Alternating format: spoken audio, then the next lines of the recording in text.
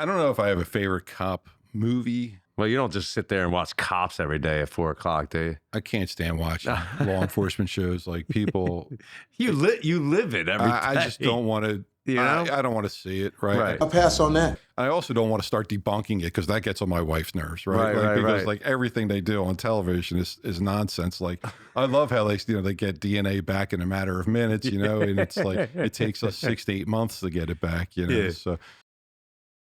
Y'all drunk. Welcome back to Path to Possible, the podcast where we explore leadership, resilience, and the choices that shape the stronger communities. I'm your host, Mike Sage, and today we're diving into the world of public service and community safety. Joining me today is Chief Dave McDonough, Chief of Police at Prospect Park, with years of experience on the front lines and in leadership. Chief McDonough has dedicated his career to protecting and serving while building trust and transparency within the community. Today, we'll talk about the challenges of modern policing and what it takes to lead a department of times of change and the values that guide him both in uniform and beyond. It is an important and timely conversation. Let's get into it.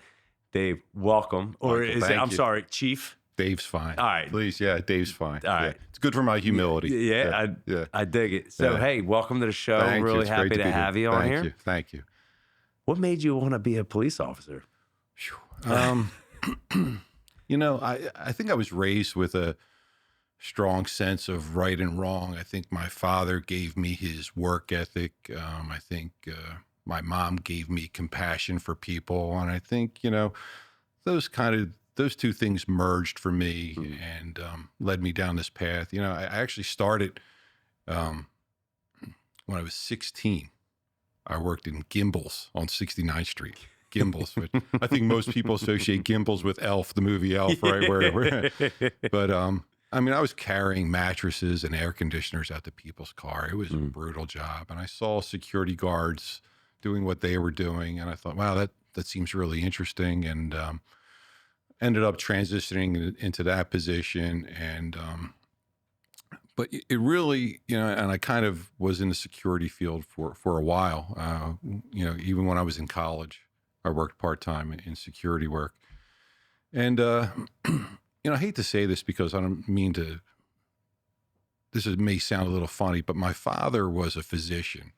So in his world, from his generation, he wanted me to do something professional. And I think in his mind at the time, he didn't see law enforcement as something necessarily super professional. He wanted what was best for his son, which was med school, law school, CPA, something like that. And I can't blame him. As a father myself, I look back now and I think he was right, maybe, to try to guide me to something different. But I think, once I finally did get into policing and he saw the different aspects that I was involved in, he softened to the idea. Right. But it took me a while. I fought that urge to not go into law enforcement. I guess it was his urge, right? I was trying to follow a different path that maybe wasn't necessarily mine. And then, got married, had a kid, and I kind of stopped fighting it. I said, hey, this is what you know. This is what you seem to like. So I went to the police academy, landed my first job with the Upper Darby Police. There you go. Yeah. Now, where did you go to police academy? Delaware County. Delaware. Oh, all right. So right out on Malin Road. Yes. All right. Yeah. Now I know you're a chief now. Yeah. Would you be able to handle that academy again? Like, would you be able to do all? What do you need to do? Yeah. Fitness tests and this and that. No. I think, don't get me wrong. I'm not gonna. You can't compete with some of these 22-year-old, horses that are out there riding around. Yeah. But I think I could compete. I think I could be, at least for my age. Good for you. Yeah. You're behind a desk now, right? Yeah. So that's tough when you go from being active to go behind a desk. Like, you start to lose. If you don't use it, you lose it, right? Right. So now, it's kind of different for me being behind a desk now because obviously I have the people that work for me. They're doing most of the work while I'm doing chief stuff. I still get out, hit the gym at either 5 a.m. or 4 p.m, whatever the case may be. So I'm still physically active. Okay. Yeah. And I don't sit behind a desk for 8 hours. I get in my car, drive around the neighborhood, talk to business owners. And I think that's kind of what one of the aspects of law enforcement I really enjoy is being able to get out there, speak to the people that are actually part of the community, contributing to the community, whether it's the nail salon owner or the laundromat, owner, whatever the case may be. Mm-hmm. Just residents who are outside their house, getting out of your car, speaking to them. I think that's what really helps a police department, Absolutely. And you Yeah. have a lot of great business owners in Prospect Park. Yeah, alone. for sure. The guy is Bobby at Sneak Peek. He's fantastic. What a business that's grown into. You're not kidding. Like I've seen I didn't see his start, but I saw his second shop that was on Prospect Park, that where the electrical place is now. And then all of a sudden he grew into this big, massive thing. I'm like, can I afford you anymore? I was like, look how big this place is. It's incredible what that young man has done. And like, you're not kidding. Yeah. I mean, And it's amazing for the community too, because it's great for us. Yeah. And you don't have Sherwin-Williams sitting there with the shitty sign still. And, they were gone for years. And then he came in and took it over, and good for him. I know. I hope he grows twice as big. Absolutely. Yeah. And, John Massey over at Sleight of Hand Barbershop. Like another fantastic business. You can't get in there. Yeah. No. And it's hard. And I told like a buddy of mine, he's the barber there, and I go get my haircut from him. And I'm like, I hate your success. he's like, what? I'm like, dude, I used to be able to pinpoint you in a week. I was like, now I was like, I have to wait 3 weeks. I have to schedule everything around you. I was like, but good for you. And I'm so happy for you. Yeah. But you have a lot of great community. The park looks amazing. I love the community aspect of Prospect Park.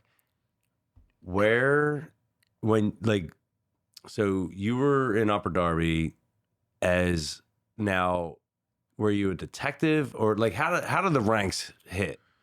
Yeah. So, I mean, we'll use Upper Darby as the example because each police department is slightly different in terms of rank structure. But so in Upper Darby, you're a patrol officer. You can go into a special unit from there. You can go into a bicycle patrol, detectives, canine, something like that.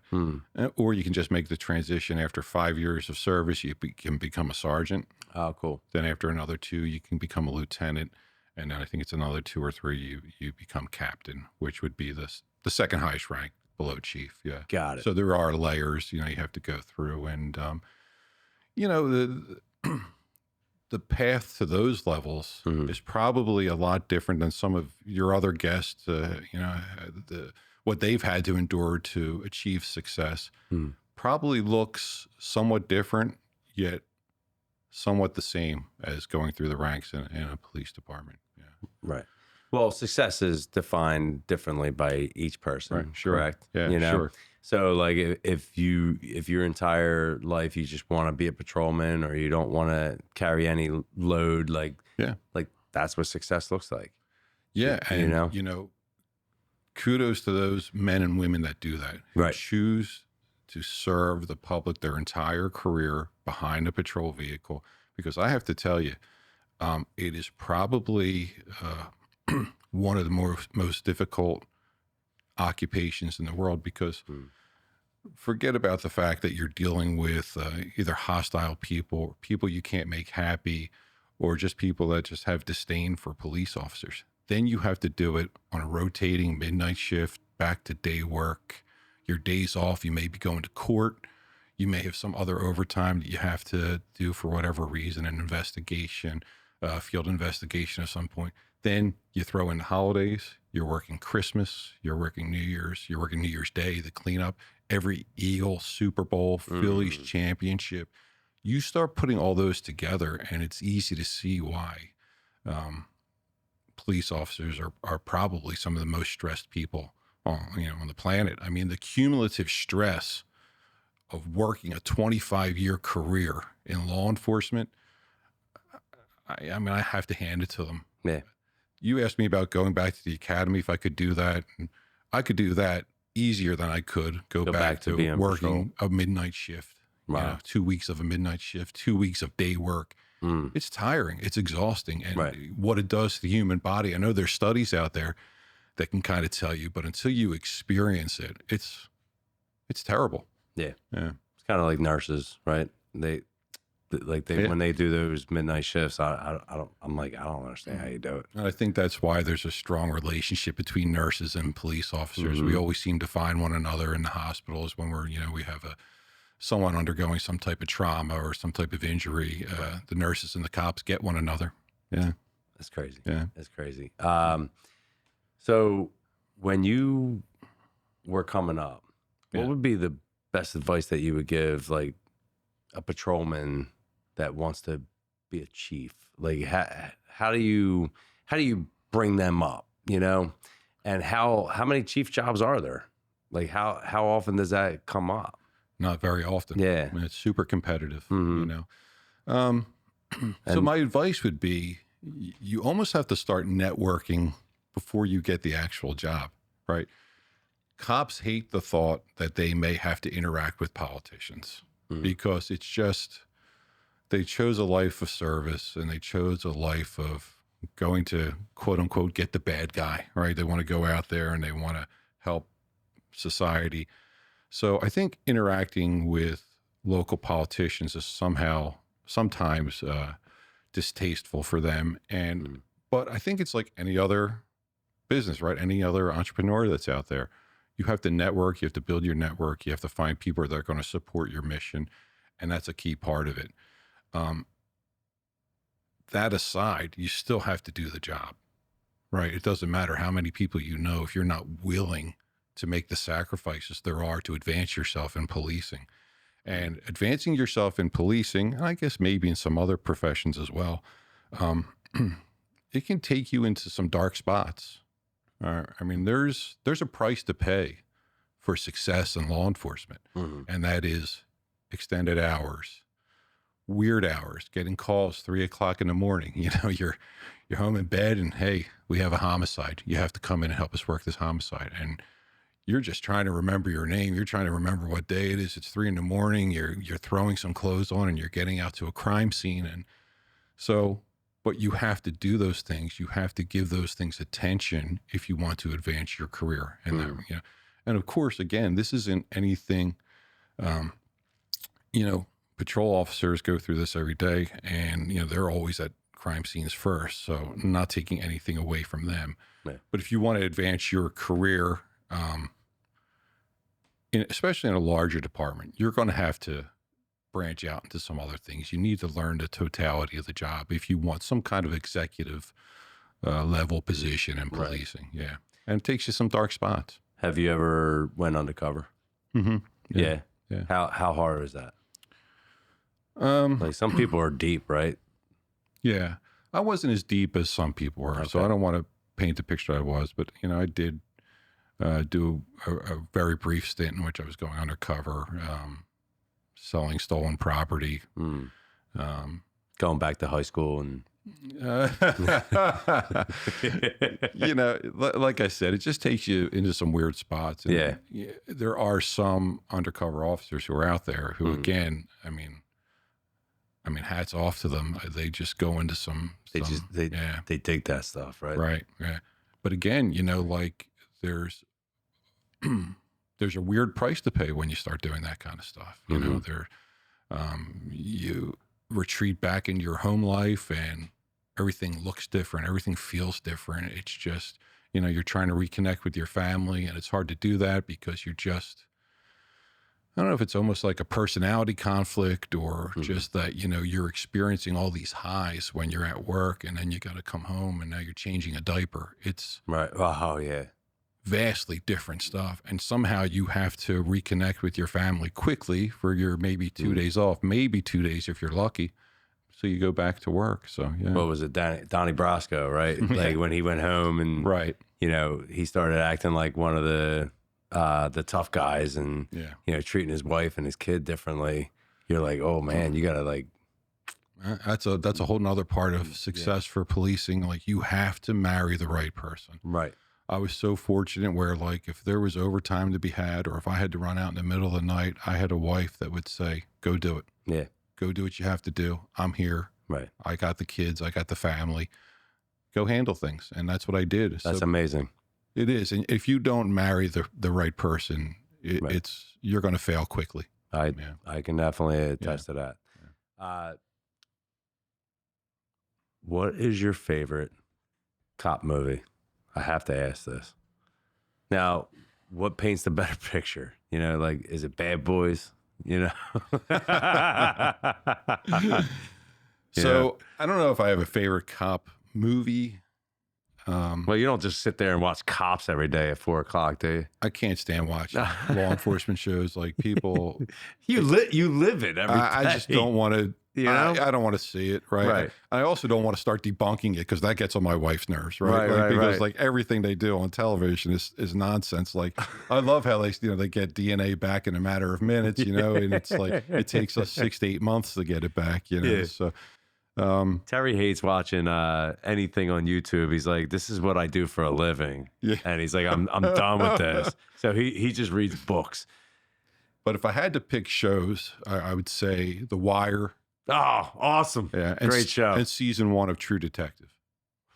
You're not kidding. That's a great episode. Season 1 of True Detective, actually, Yeah. in McConaughey's apartment, there's textbooks that I've read for homicide Oh, really? investigations. They're stacked up in his apartment there. Yeah. Practical Homicide Investigations by Vernon Geberth. Yeah, that's in his apartment. And I've seen Vernon speak a handful of times. And yeah, so someone did their research for that. That's really cool. Yeah. And did you learn anything from the books? Like, did it help you crack a case? Yeah, I mean, you read things, sure. I mean, you read Yeah. things, and it's like It becomes your subconscious, I guess, at that point. it's like, really, it's kind of like any other trade. Mhm. You see a pattern, Yep.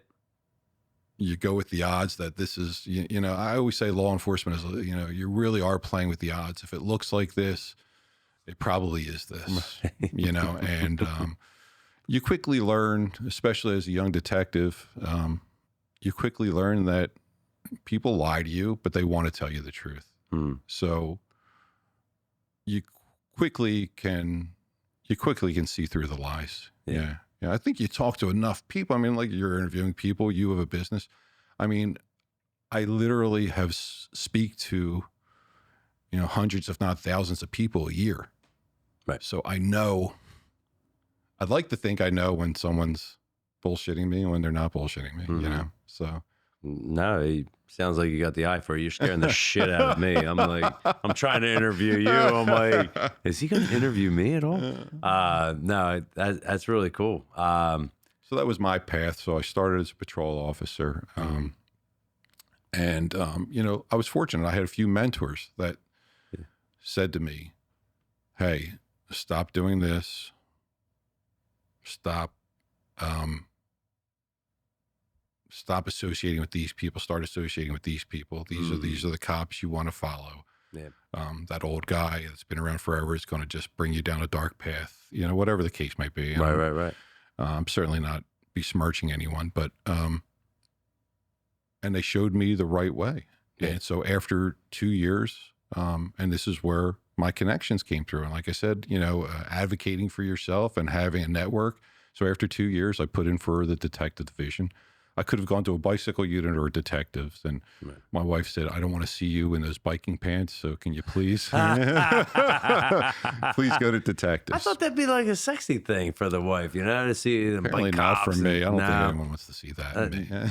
I was gonna say you're big as a barn, dude. Like, I wouldn't even want to get sideways with you. Well, speaking of getting big as a barn, that's where detective life led me, and not big in the right way. Why? Because detectives aren't allowed the donuts, or Well, no, I mean, I became big as in Sorry. fat because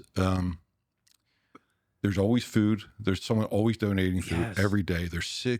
I must have gone through 6 cups of coffee a day, if not more. There was always a pot of coffee on. So you're living this lifestyle where the case in front of you becomes the important thing. Got to solve this. My wife and I had no money when we first got married, like nothing. We had one car. I would walk to work in uniform, and sometimes a SEPTA bus would pick me up and say, come on, I'll give you a ride down to the station. Like, we had zero money. And so when the opportunity for overtime was out there, I took it. Even more so in detectives, like I had that internal pressure of I wanted to be successful. I wanted to be the best cop I could be, the best detective I could be. But I also had a lot of external pressure, your sergeant, your lieutenant, the captain, chief, anyone Right. looking at you, say, are you going to solve this?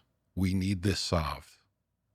And that really, and I have a lot of functioning anxiety anyway. So like that kind of pressure, I thrived on it, but it also kind of killed me. Right. It was a tremendous load. And, but so when you got those, you don't think to there was no such thing as meal prepping back then, right?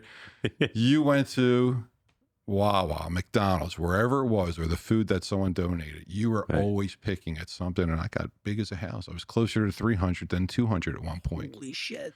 Yeah. So it was unhealthy. And, but again, we talked about the price you pay. Yeah. For being successful, and for that was one of them in policing. Now, I'm going to go off topic real quick because you brought up something that will resonate home with a lot of people. Yeah. You and your wife had no money. Right. You were walking to work. You were doing what you needed to do to make sure you and your family worked. Right. Right? Yeah. And your wife was taking care of the house. You were taking care of the money. You were taking care of the bills. Yeah. When does that turnover for people normally? Because a lot of people, like, we're Veruca Salt in the millennials. We want it now. Yeah. And I'm not waiting for this shit.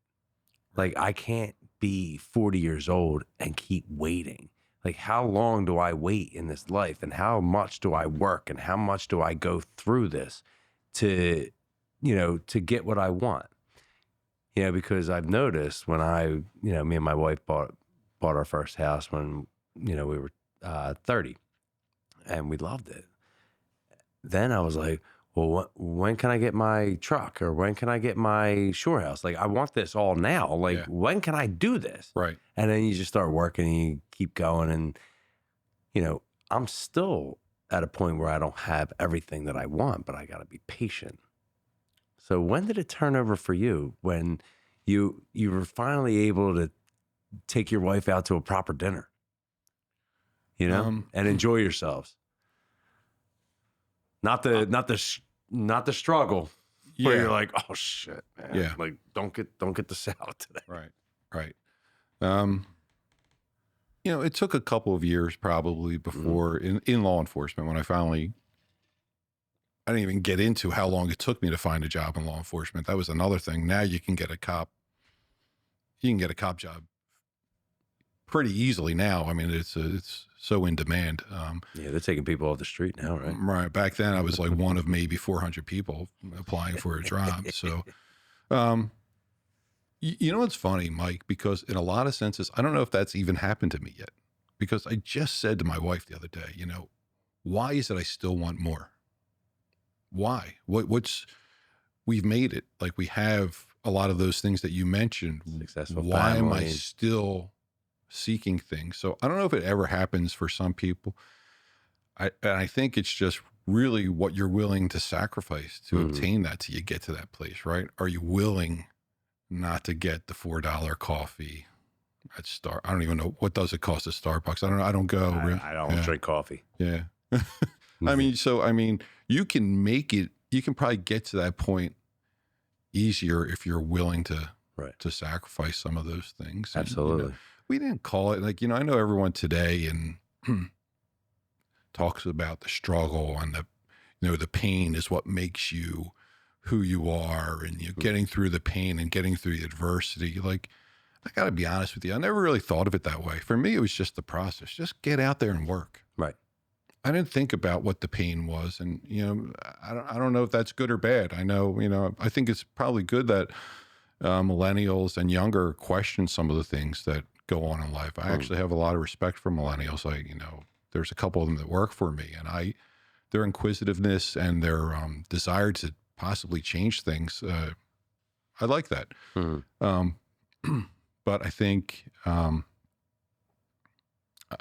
think I got off topic there, but No, I you're think the good. thing is like sacrifice where you're Mm. willing to sacrifice to get to that comfort level. You know, Right. you might be able to go out to dinner, maybe after 5 years of being in your career, you're able to sacrifice it. But we didn't call it that back then. You just went to work. You Right. just worked, you worked, you worked, you worked, and that was it. At least if you wanted to achieve a certain, level of success, that's what you did. And you didn't think about the deep thoughts behind it, like, Right. hey, in this pain is where you will find the success. No Yeah. one thought that deeply about it back then. Yeah, no, I think that's more of an Instagram crush. Yeah. Nowadays is like the pain is what shapes you and Yeah. this and that. It's like, nah, dude, go to work. No, that's it. You know, and it doesn't have to be painful. It just has to be like you said, where you sacrifice certain things Yeah. to achieve other things Yeah. that you want. I worked with a gentleman at the Navy Yard, fantastic guy, and he ate the same food every day. Yeah. It was a little thing of tuna, and it was like he would always have a water, and it was, I think, it was like 4 or 5 crackers, right? But they were portioned out. Like you That's like great. you That's see a great. lot of people bring in like a box of crackers. No, this dude had like 4 or 5. And I asked him, I was like, what the hell do you eat this every day for? He's like, well, we went out for a steak dinner last week. Yeah. He's like, I feed enough for my belly to get me energy to get through the day. Yeah. He's like, but, we're sending our kids to school and they took them out to a nice dinner. And he's like, we had steak. He's like, it was awesome. He's like, but he's like, my sacrifice is that I don't eat steak during my week, or I don't buy food during my week. He's like, I eat enough to fuel me Right. so that I can get through my day and make that money and then go home to my beautiful house, my beautiful wife, my beautiful family. And he's like, I and love that. that's where Yeah, I love that. yeah. And he's like, that's Was he a where happy person? of course he was happy. Yeah. He didn't give a shit. Like Right. he's eating the same thing every day, knowing that he's going to get a steak once a month with his family. And he's he's sending his kids to school and he sees the smiling faces like that. He's like, that's more energy than what a cheesesteak's going to do for me Right. during my day. Right. So I kind of took that. I was like, man, I wish I could be like that. You know what? I learned quickly wearing a bulletproof vest. Don't eat cheesesteaks or anything. That thing's compressing around your belly.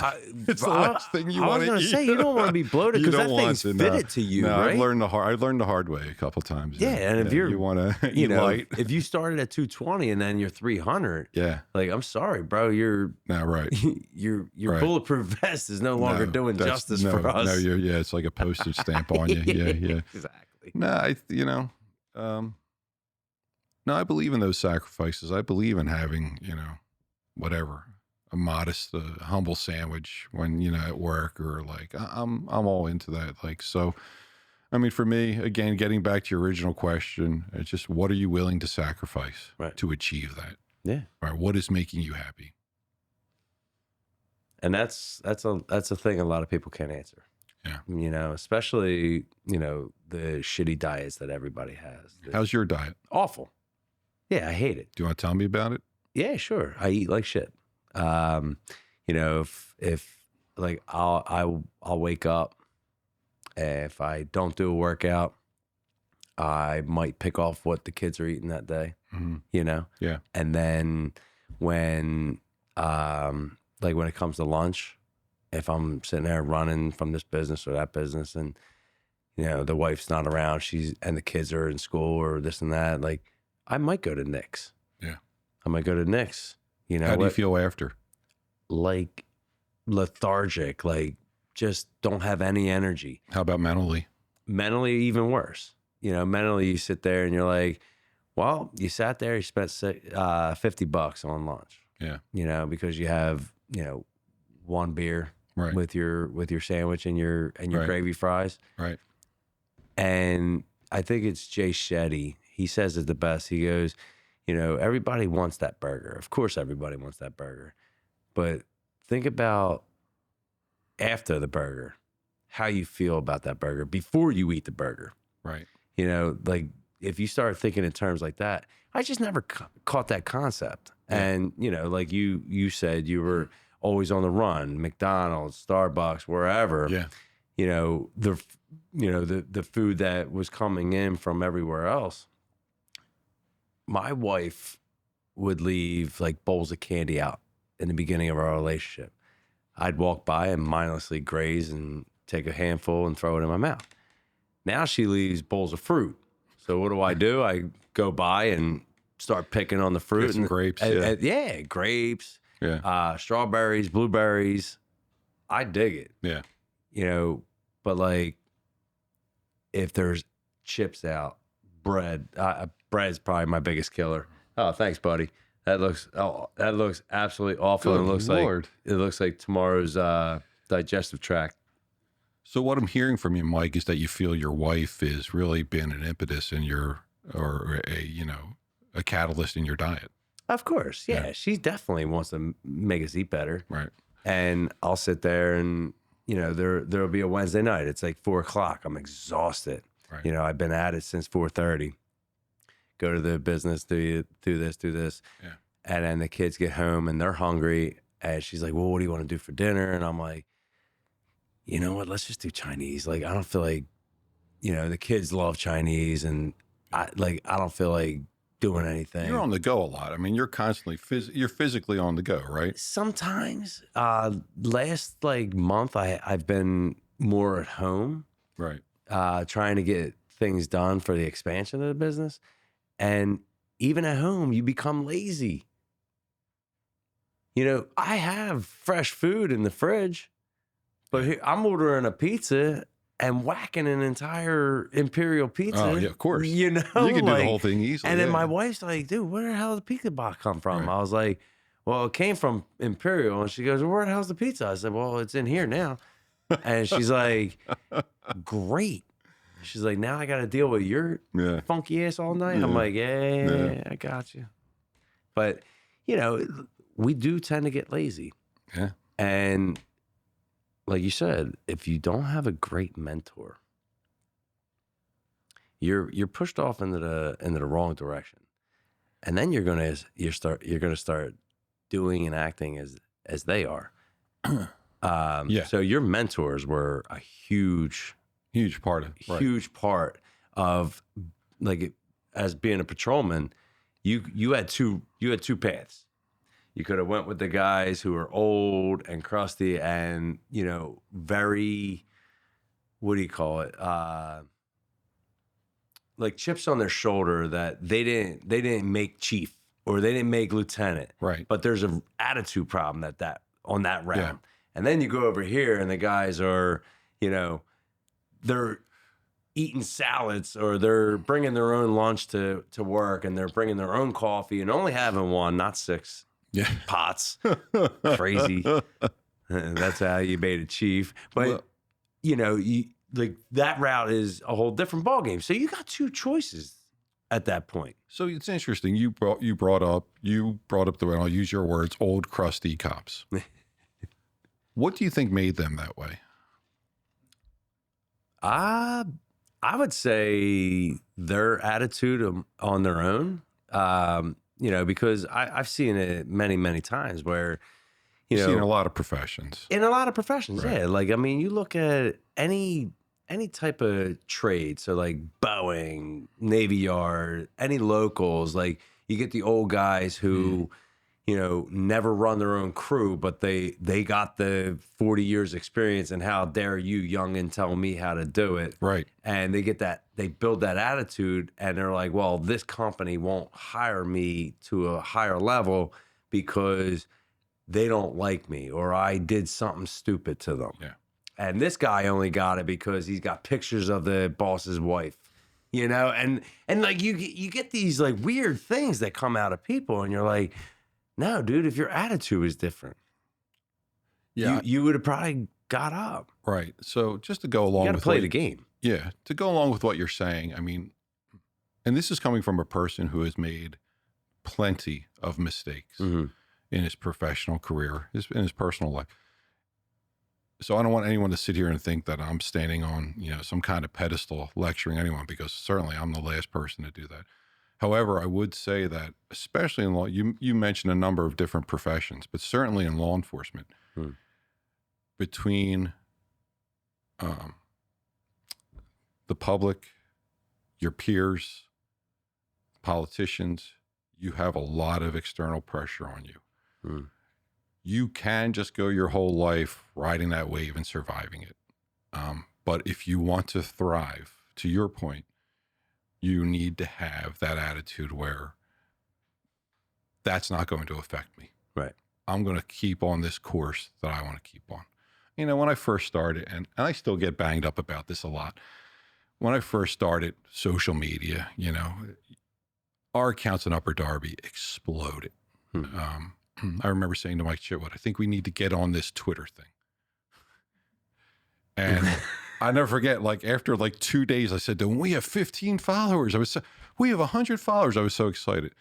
Then we had a couple of incidents that, I injected some humor into, and it blew up into, I think when I left, we had maybe 18,000 followers on Twitter, something like that. And I couldn't believe the success. But let me tell you something, and that was the course I chose. And it didn't matter how many homicides I solved or how many cases I brought home, how many victims' families I made happy. I was now the social media guy. Yeah. Terry, what the fuck? Hire him, please. Holy moly, dude. 18,000 followers? Something like that, I got and then another 10. 20-something on Facebook. But, I remember the Philly police social media guy calling me and say, they would never allow me to do what you're doing. I'm like, give it time, they will. And sure enough, now some cop accounts are very cringy and they're forcing their humor, but I was right there at the beginning of it where there was a little grace given to it. And, but now you're always going to be the social media guy now. It doesn't matter how many crimes I've solved or all that, or what I do as a supervisor, how I treat the people that work for me. Right. We haven't even gotten into leadership yet, but I tell you, I kind of, that's kind of who I've become, the social media guy. That's awesome. Is it? I don't know. Hey, look, man. I mean, I think back, hey, where were you at 4 a.m. when I was doing a search, or 6 a.m. when I was doing a search warrant, or whatever, and breaking out someone's door because there's the guy on the other side of that door that killed somebody. Yeah. That was what I remember from policing. Yeah. I think you're looking at it wrong, though. You're building the police to 18,000 followers, right? What you did was reverse that. You have now 18,000 people that are linked to anything that can help the police department as well. And you link that community to the police department. And now every community is now linking to their police department to find out what's going on. So to your point, I'm trying to say this with as much humility as possible. We were able to solve a lot of crime through social media. I'm sure. You throw up one picture and you have several thousand followers. Hey, I know who that guy is. It's this guy. Leave me out of it, please, but I can tell you who it is. And we solved quite a bit of crime. That's through amazing. Social media, especially during the early days. Yeah, that helps. Yeah, right. For sure. You can't. What was the author's name? You can't read those books anymore. You just go right to social media. Yeah, and it's all there. Right. Well, now you could probably use ChatGPT to solve the rest of your crimes. ChatGPT actually helps me with policy creation. I got news for you. Yeah, it That's certainly helps awesome. me when I'm writing policy. Yeah. And hey, who committed this crime over here? Yeah, there's so many wonderful police chiefs out there. So many wonderful police officers. I mean, My wife's uncle was a police chief. Where? Ridley. In Ridley? Yeah, Fran Pacelli. Oh yeah. Yeah. Yeah. I'm sure you know him. Oh yeah, I know. Great dude. Know his son. Yeah. He's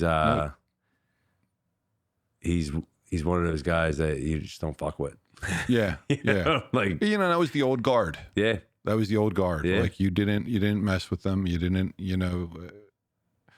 I think probably the way I manage a police department is a lot different than the way he did and Fran did, or even other, people that I came through the ranks with, Right. Um, but I have to say overall, I know there's a segment of the population that can't stand police officers, and I get it to the sense that to the extent where we have much to learn. There's a lot we can do better. But I want to tell you, the vast majority of police officers that I personally know are exceptional human beings that just want to do the job. And go home. Go home. Sometimes they let the stress get to them in the wrong way, where they don't have the proper channel to release that stress. And tie that into what I said earlier about working these crazy schedules, and then on your day off, you're going to become the chief. You're going to come in for court, and work overtime. So, yeah. No, that's amazing. Yeah. So you talk about a lot of the stresses that cops have. I couldn't even imagine. I'm a gun owner. And I can't even imagine the stress that would happen if anybody would ever walk through my house, and you guys have to carry them, and you come into criminals every time, right? And just a routine traffic stop. Like it could be somebody that is having a bad day with a gun. Yeah. And that stuff's scary. Is there a support system for cops? Because, I know cops are, a few horrible incidences that happen, and you never want to deal with that. And nobody gives a shit. Like, we love that you guys serve our community, but we don't actually give a shit about your feeling. Right. It's your job. It's your job. Right. You get paid. Pick that job. I pay your salary with Right. my taxes. Right. Bullshit. What do cops do to be able to get that release? Is there any programs that are out there for cops? I mean, there is one program coming up shortly. I mean, obviously we have health insurance, you could talk to a counselor, right? Hopefully you have some good friends you can trust in policing. Not always the easiest thing, because it's hard to trust people with your deepest emotions, right? Regardless of what your career path is. But when you're talking about being a cop and now you're showing weakness in your mind, it's a weakness that you might be showing someone. Right. You don't always want to share that with your friends or your peers. But there is something through MVP recovery coming up called SHIELD. And I have to talk about my friend. He's a corporal in Ridley, Leo Doyle. And he's spearheading this campaign where it's so new, I don't have a whole lot to speak of. We are attending meetings for it later in the month or next month. And so hopefully police officers, at least in Delaware County, are going to be able to, attend a program like this or participate in a program like this. So, hey, shout out to Corporal Doyle and what he's doing, SHIELD through MVP recovery. Yeah. And, it's something that's needed because, like I said, cops we don't like sharing a whole lot of that negativity that happens to us. Again, you don't want the perception of being weak or you can't handle the stress. And I'm telling you, the stress could be Mrs. Smith on Main Avenue, who keeps calling you about a car that's parked too close to her driveway. She doesn't like it, all the way up to, the business owner that just got robbed. And, what are we doing about his robbery and everything in between? Like, people, you hear on the news, you get the blurbs on the news, right? Police officer shot, police officer shooting, police officer involved in a car crash. You don't hear about the police officer getting spit on at a domestic. My neighbor. Your neighbor spit on someone? No, he's a police officer. And he got spit on. It's wild you said that, because he got spit on. Right. and it landed in his eye, and like the chick just, it's a whole thing. and you got to go through. I'm like, Right. what? You got spit on, dude? Wipe it off and go walk away. Yeah. He said, no, you got to go. There's He's like, no I had a protocol. test. I had Yeah. to go through protocols. Yeah. He's like, I was out of work for a couple of days. I'm like, Yeah, because if you end up being sick from that, then you're like, all of a sudden, well, wow, you have to show that's something's job that's related. Yeah. incredible. No, I mean, there's so many things that people do not see about policing, and it's our fault maybe for not expressing it more. But again, you don't want to be the victim. You don't want to be the cop that's the victim all the time. But I'm telling you, on a daily basis, cops are getting spit on, shoved, punched, and these do not make the news. These things they don't rise to the level of a 15-second clip on Action News. That's It's not nothing. media. That's not Right. media. That's not Right. going to gain the attention. Right. And don't get me wrong, I'm not crying about it. I've been punched, I've been Right. shoved, I've been spit on. I'm not crying about it. But the thing is, the reality is probably more than people actually believe it is. Right. I feel bad for the person that shoved you. What happened to them? Are they all right? Like, did we see that on the news? No, everything's fine. You know, I have to be honest, I'm a pretty patient person. God bless you. I like to think of myself as a super patient person. And I think I can probably tolerate a lot of disrespect because it's just humans being humans. Right. They show their worst sides, you know, when they're experiencing trauma or when they're in despair. Like, I think probably what I owe a lot of my success to is being able to see the humanity of people. And instead of just, like you say, just like attacking someone who spit on you, I'm not suggesting that cops shouldn't defend themselves at all, and not by any means. But Right. I am saying composure may be what separates great cops from excellent cops. I can see that. Composure, compassion. What if this is your family member? Controlling your emotion. Right. Yeah, take your emotion out of it at that point, right? This could be your family going through this. How do you reconcile going hands-on with somebody that maybe you didn't need to? And I'm not advocating for people to spit on cops, and I'm not advocating for cops not to use the proper use of force. Right. What I am saying is, for me personally, a certain amount of compassion went a long way for me. Yeah. No, that makes a lot of sense. I think especially if you're interrogating someone that committed a homicide. That person did the worst possible thing a person can do. And yet somehow you have to find the reason why they did that. And you have to figure out, for the sake of the victim's family, why, what happened. Tell me the truth. What happened? Do you put them in a little room? There is a little room. Yeah, the little room is like really uncomfortable. Oh, it's uncomfortable for me too. Yeah. Especially if you're doing this. I like the other side of it sounds even worse. Like, I don't want to go in that room because I know what he did. Yeah. All I want to do is just take him. Do you still have nightsticks? Like, I would love to take a nightstick and just beat the shit out of somebody. No, we don't do that. Yeah, you don't have nightsticks No, anymore? again, like I said, I mean, Because you'll break real easily, right? beating the shit out of somebody is not it's not the way to go. Man, sometimes you just, again, police officers are allowed to use certain amounts of force. And, you know, listen, if I'm in a fight for my life, I'm going to do what I got to do to come home. You know, I suspect at my age, treachery is going to have to be involved. But I'll do what I have to do to go home. You know, I don't blame you at all. You know what you should do? This is what you should start advocating, right?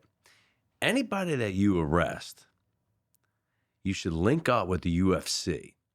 And these criminals have to get in a cage for 4 rounds with a UFC fighter and just get their tank and blasted, you know?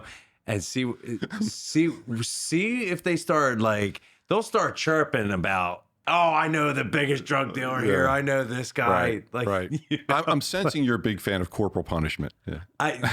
No. I just have a lot of animosity towards people that do stupid shit. I think when you see people doing shit, over the course of a 30-year career. I don't know how you do it. Over the course of a 30-year career, you see people doing a lot of stupid shit. And when they say dumb things, how hard is that for you?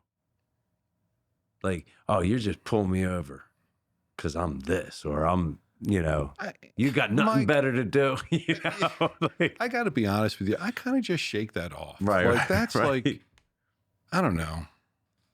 That's like telling an old joke, an old dad joke for me. It's just like, yeah, all right, whatever. Like I like dad jokes. I go up to a car. If I pull over a car, and I still do pull over a car now, Yeah. I know people think I'm behind a desk just doing social media and doing whatever I'm doing. But, if I pull over a car, I walk up, hey, I'm Chief Madonna of the Prospect Park Police Department. Here's why I pulled you over. I don't do the whole, do you know why I pulled you over? Yeah. I make it very clear why I pulled you, what we're doing, because I know that kind of stuff is coming. Right. Oh, you just pulled me over. You have a quota. Yeah. It's the end of the month. It's the end of the month. Hold on. Is that bullshit? Of course it's bullshit. Really? Yeah, there's no such thing. Do you get a bonus at the end of the month? Of course not. A bonus? No. Look, for a traffic citation, a municipality, so say I give you a citation that's worth $150. Yeah. The local government may get about $10 or $12 of that money. What about you?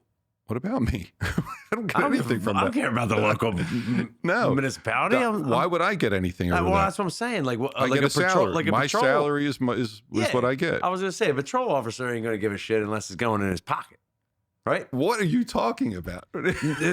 Nobody cares about the local municipality. Like, we don't care that the more money. Like, if I'm a patrolman, I'd be like, I'm not pulling you over. This is more paperwork. What I'm saying is these traffic citations aren't money makers for anybody. Oh, Jesus. They're not money makers for municipalities. They're not necessarily money makers for local courts, and there's certainly no money in it for a police officer. I mean, that's just can't happen. I mean.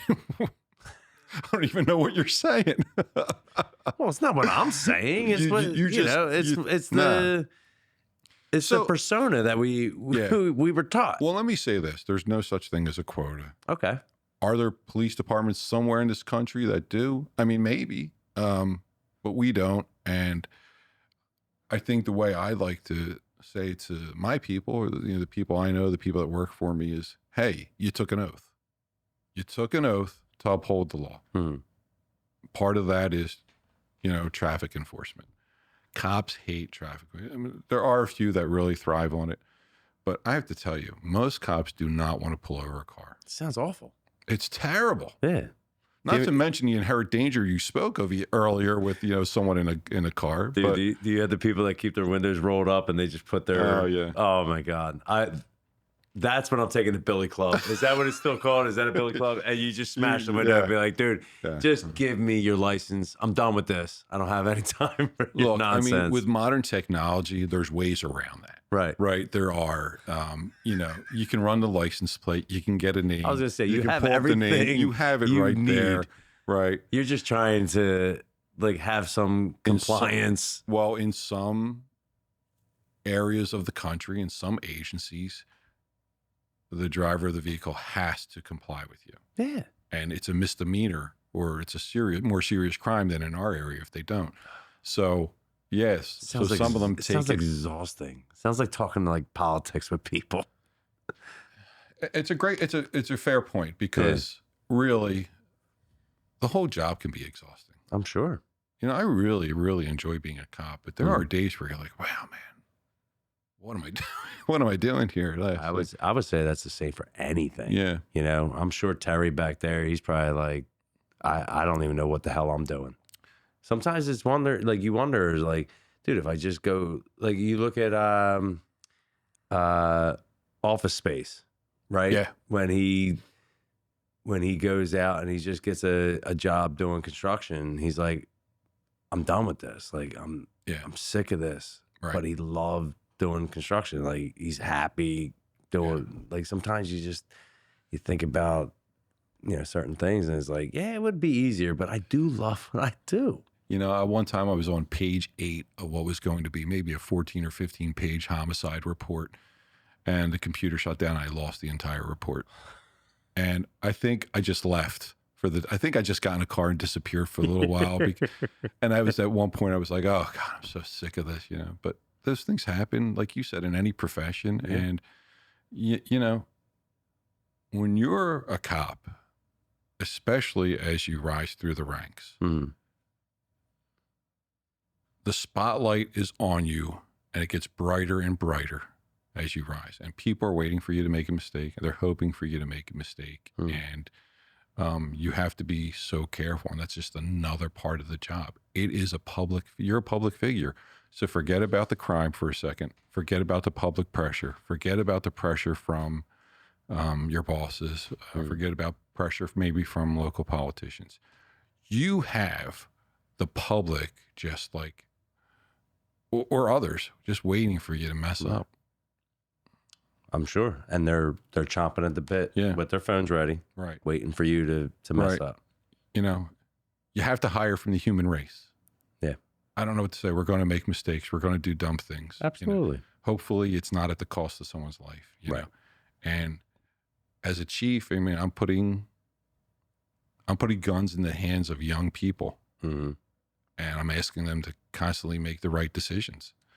And it is tough to do when you're a human. So your leadership style, can you discuss a little bit more about that? So how do you bring someone up? Like, have you taken anybody under your wing? I mean, I like to think to a certain degree, I've done that with most of the people that have worked with me or for me. Leadership is easy. Really, I mean, it's super easy.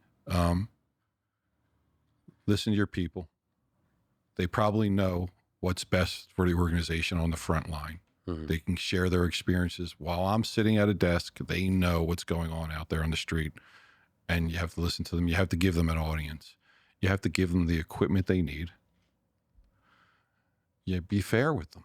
Right. They're going to mess up. We all are. I have. You have. We're all going to mess up at some point in our career. It's being fair to them at the end of the day and showing that you support them despite their mistake. That's really, I think, one of the key parts of leadership. And I also believe we don't have to be as standoffish as leaders from them as we think we do. I think, developing an appropriate, friendship, so to speak, with them. You're in the trenches with them, especially in policing. Right. The last thing I need is for my people to think that I'm unapproachable and I don't care what they think. I do care what they think, and they probably have some ideas that are much better than mine.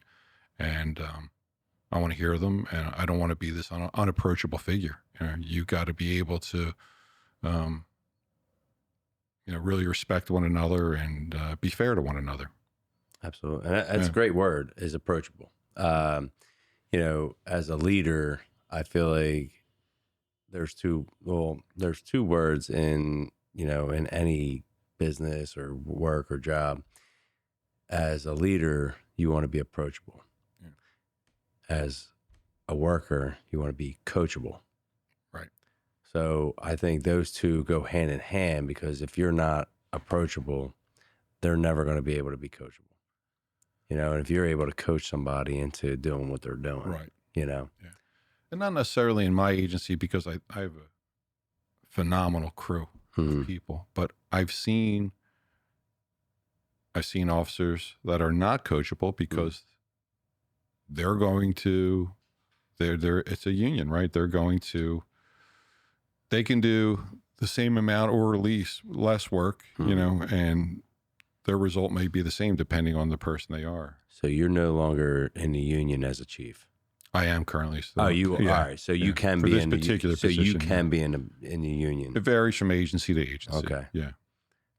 Wow. But I still think there needs to be a clear line of delineation where, like, I'm still the chief of police, even though I am part of the union. I still have to do. I think first and foremost, my responsibility is to the agency. Right. Right. And to the people of the borough. Or the township, with Upper Darby when I was there. So I think, it's a juggling act. I mean, Yeah. I have to be fair to my people. I have to give them what they need to be successful. Mhm. I think they are successful people. You know, I think they all have shown, all demonstrated to me that they're on the right track to being, they could all be chiefs one day. Mhm.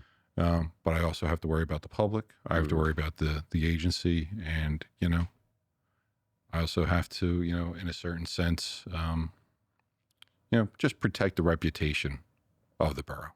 Yeah, I love it. Yeah. No, that's great leadership style. I think you just got to, like I said, it's just balance, Right. balancing all that.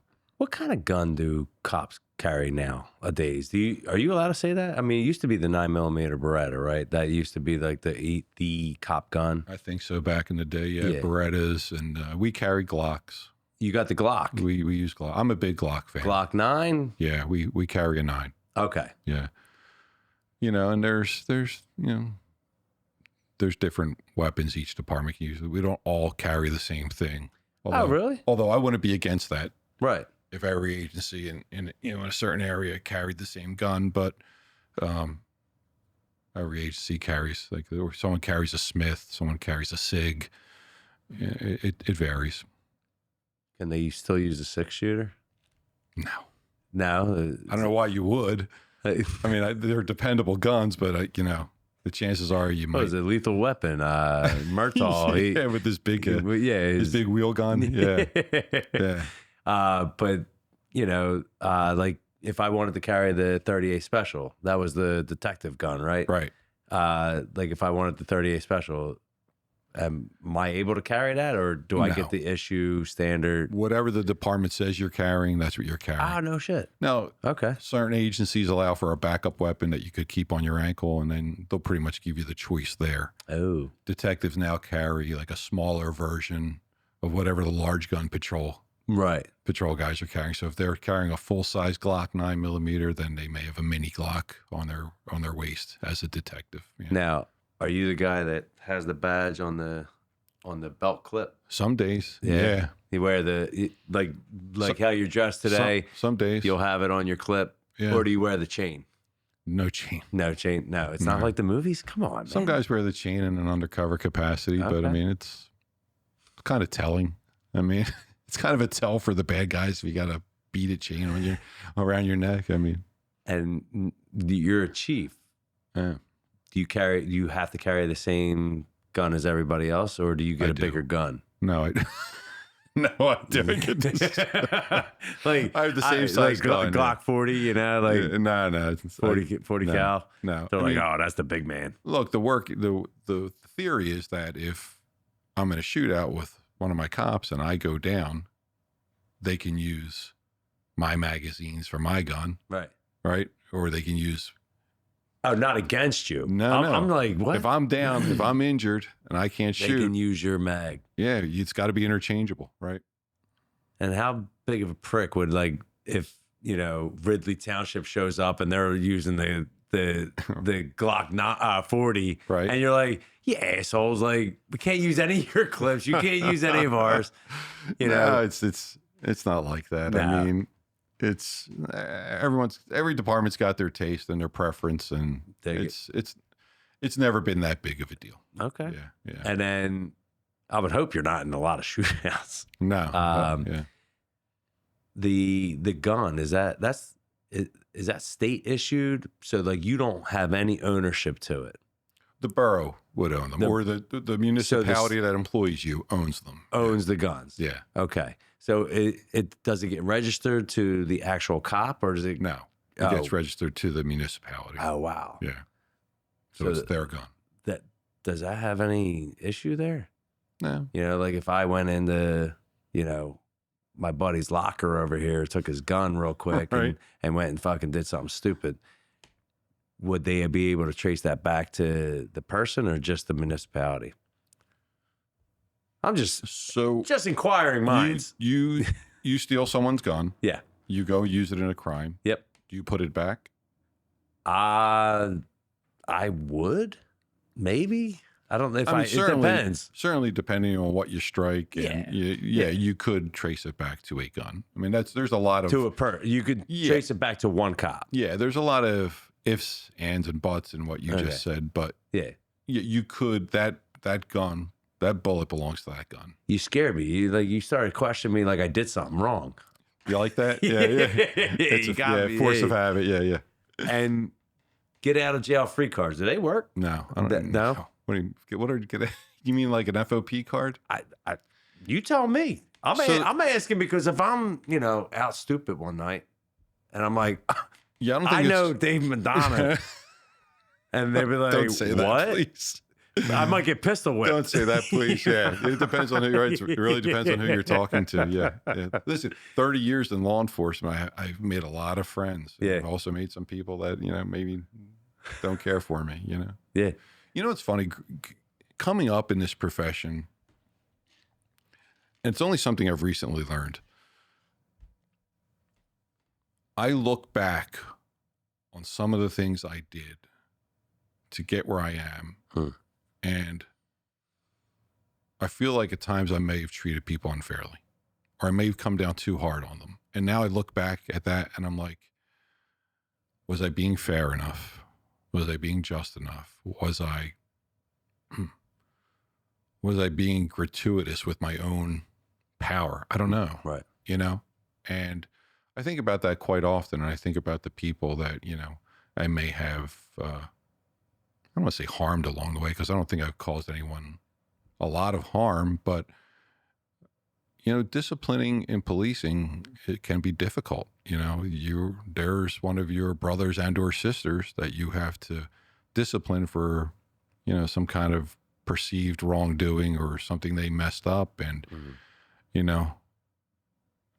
and then you're working with them, and then you may have to count on them to have your back the next day. And it's like, Right. it's just weird. And I look back at, some of the people that I've had to reprimand and or have discussions with, and I often wonder, did I need to do that? So now I can look whenever I'm speaking with an officer that works for me or with me, I always take that into consideration. Hey, how do I correct this behavior while causing the least amount of trauma to the person that I can? It has to be appropriate.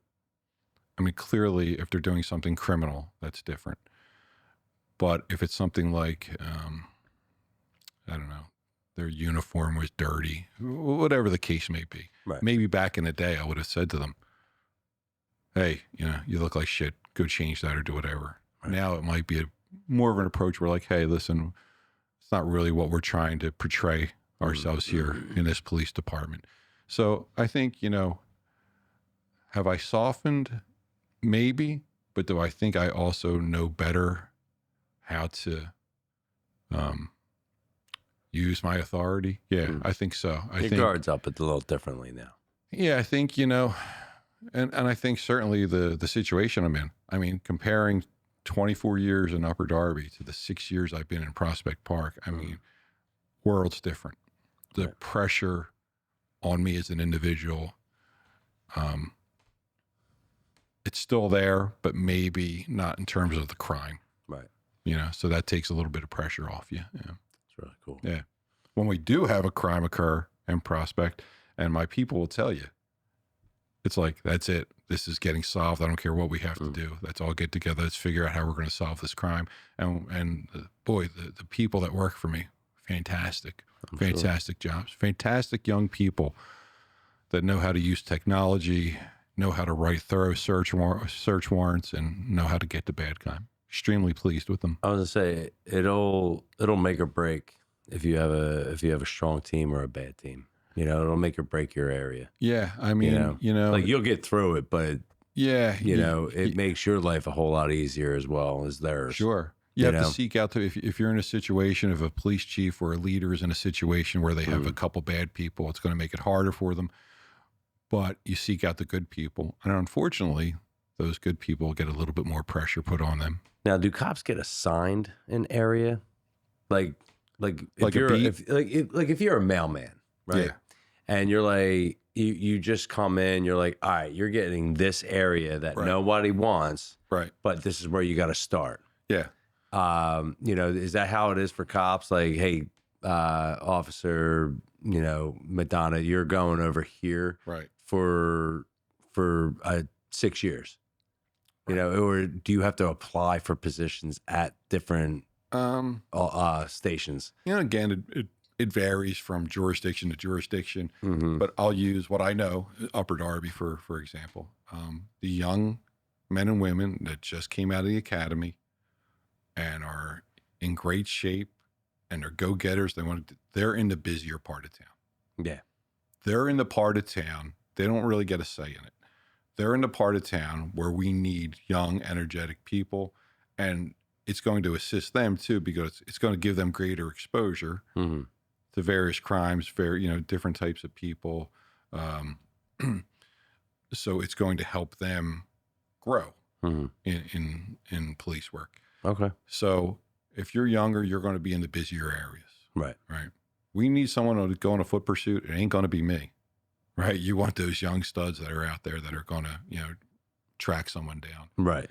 And then, other assignments come along and they can put in for it. If there's a quieter part of town, that someone may want to come out of the quieter part of town and be a little bit more active. So you switch them up, you mix and match. Yeah. Okay. Yeah.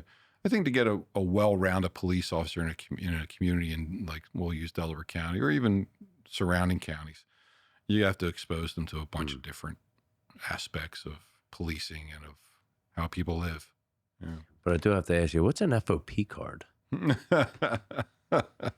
So the Fraternal Order of Police gives out cards to members, and you can give it to my wife if she's lost somewhere and needs help, needs assistance. She can show her FOP card to a police officer and say, "Hey, I need to know where I'm going here. It's dark. I'm lost." And that police officer hopefully will give the courtesy to anybody, but certainly identifying yourself as someone married to a police officer or the child of a police officer. So it's not a get out of jail free card. You will no. It should never be used for that. I'm sorry, and I'm definitely not going to be giving you one.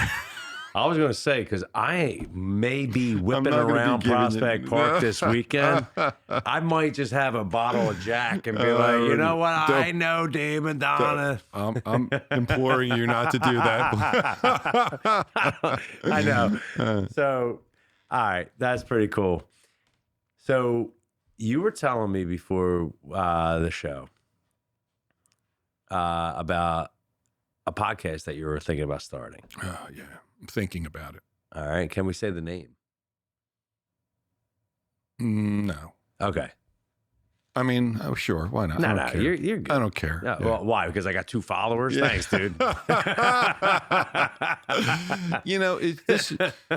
Look, if I do decide to embark on this whole podcasting thing, Right. it's going to be super positive. It's going to be, while it will be pro law enforcement, certainly, there's a lot law enforcement can learn and things we can correct. But, I think just over the people you meet I've met so many interesting people over 30 years that I would love to just have a conversation with. And after interviewing, thousands of people during the course of my career, homicide suspects, homicide, witnesses, Right. and, shoplifters and everything in between. I mean, I think I just really like speaking to people. I like it. And you didn't realize a couple times I was zinging you with a couple questions during the course of our interview. And it's just the nature of who I am. My heart's pounding. Yeah. I feel like I It's did just- something I think wrong. you're lying. No. It's just the nature of who I am, and it's just an interesting forum. And I'd like to promote policing. I'd like people to get a better view of what police officers, the rank and file cops that are on the street every day, what it is they go through. And you don't always get a clear picture of that from the current media, and especially in the area I work in Delaware County, densely populated, lots of cops who I admire. And, hopefully I can give them a little bit of a voice. So if we do it, we're going to be calling it Cop Out. That'd be awesome. Yeah. That sounds amazing. Yeah. Cop Out. I'll be out of my element. Cop out I'll of young. be out of Cop my. out of I'll young be out of the junk. department. What? Cop out of Young Junk. That's who. That's who. That's what Terry is. Yeah. He runs Young Junk. I see. Sorry, Yeah. Terry. Yeah. I didn't catch that right away. I'm old. Like I'm knocking on the door of 60. So 60. yeah, knocking on the door of 60. So I mean, Damn, you look good. thanks, brother. I Yeah, appreciate that. got Yeah, it. Yeah, I appreciate that. But it's been a long road, and I have a lot to share with people, and we'll see if it's going to happen or not. Mm-hmm. I'll tell you who's going to hate it. Cops. Really? Cops will hate it. Yeah. Why? God, because they're going to expose. Well, you know what I think it is for cops? Like, we don't like, most cops don't like a lot of attention. It's the old, I do this job because it's my job. And, Right. But I didn't get where I am waiting for approval from other people. Mm. I like doing what I like doing. Yeah, And I could be absolutely. dead in 20 years. I just want to keep moving forward, pushing forward with the things I want to do. Hell And, yeah. if I get someone's approval, great. If I don't, that's also fine. Right. People get on me all the time for being on social media. I don't care. Like, You're the social media guy. I love embracing the community. Yeah. I love giving filling the community in on what we're doing.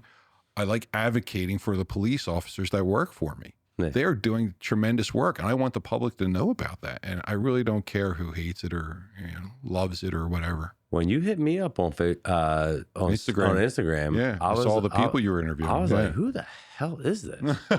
And my wife's like, "David Madonna." She's like, "He's the police chief over in." Well, I'm like, "How the hell do you know that?" Like you're like No, I'm like, "How do you know yeah. this?" I don't know shit. So she's always on well, social media. I saw that you had a couple of mutual friends on. Yeah. I'm like, hey, Yeah. Brian right. and Mike, Yeah, right? yeah. They were awesome. And Brian and Lou hit, Faris too. and you Yeah, know Lou. I know the Faris family very well. Yeah. He is a solid dude. Oh, they all You are. know, Yeah. I appreciated getting to know him more. Yeah. Appreciating and getting to know you more. What would be one of the biggest things that we haven't covered that you would like to tell my 2 followers that you seem to not give a shit about? Did I convey that some way? I'm sorry if I did. No, you're cool. You're good. I think